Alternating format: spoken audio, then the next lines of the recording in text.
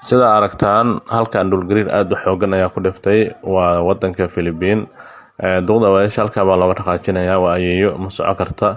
caruurteeda way kala carareen oo ujeeda guriga lulanayo ilaahay naguma keen dhul gariirka qatar waaye way dhacdo ujeeda way rafanaysaa laakiin waa loo soo laabanayaa marka waxa jawiga waxa istaaga waa loo soo laabanayaa dhul gariirkan aad buu u saameeyay wadanka Philippines naf badan boo galaaftay iyo maal sa aragtaanba oo soo laabanaya caruurteeda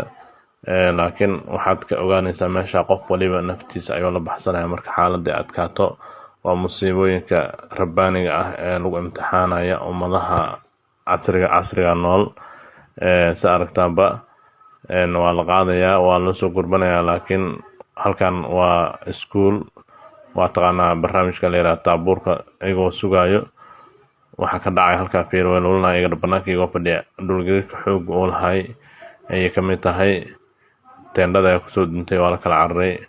waxyaalaha dhacdooyinka uu qatarta badan oo laga diiwaan geliyay ay ka mid tahay Philippines oo ka mid ah wadamada Asia dhaca